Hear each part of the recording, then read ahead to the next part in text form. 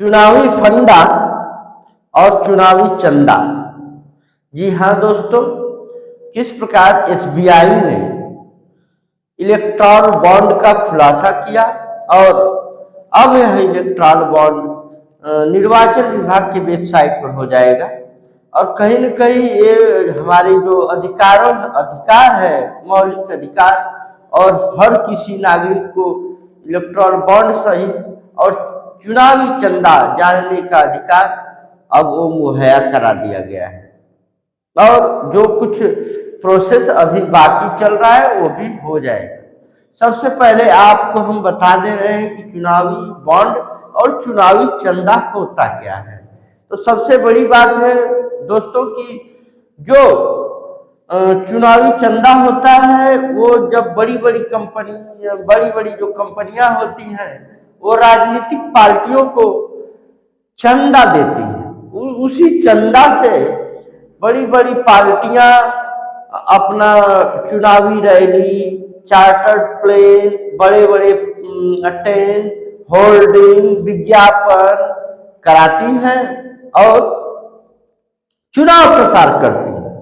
लेकिन यह चुनावी चंदा इतना बड़ा भारी भरकम रकम हो जाता है जिसपे सुप्रीम कोर्ट सहित अन्य विभागों को भी संभावना और संवेदनशीलता नजर आने लगती है कि चंदा लोग देते हैं तो चंदा का कुछ सीमा होता है, कुछ हिसाब से होता है और अपने सामर्थ्य के अनुसार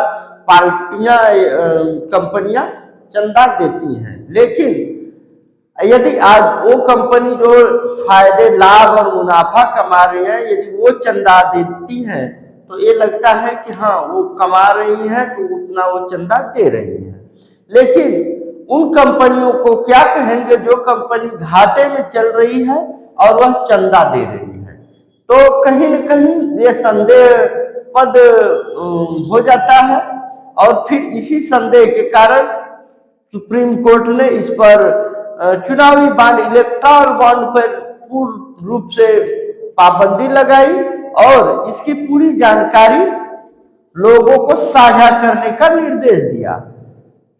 एसबीआई को निर्देश देने के बाद एसबीआई 4 महीने का समय मांग रहा था, लेकिन फिर सुप्रीम कोर्ट के सख्ती पर एसबीआई को झुकना पड़ा और जो 4 महीने का समय जिस काम के लिए एसबीआई मांग रहा था उसी काम को 24 घंटे में निर्वाचन विभाग को सौंप दिया गया।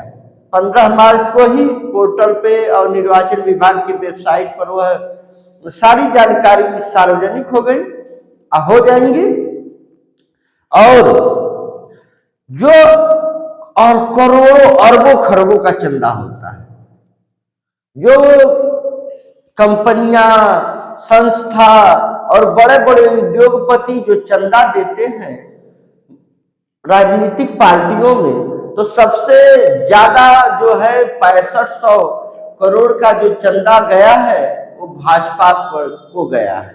इसलिए यदि जो भाजपा को इतनी बड़ी राशि चंदा स्वरूप देता है तो क्या ऐसा नहीं हो सकता है कि जो इतना बड़ा चंदा दे रहा है उसके एवज में पार्टी से भी कुछ संभावना करे, कुछ ले, या उसके प्रति, चंदा के प्रति कुछ बड़ी बड़ी जो संस्थाएं हैं, बड़े बड़े ठेका है, वो राजनीतिक पार्टी उसी को दे जो उसको बड़ा चंदा दिया है।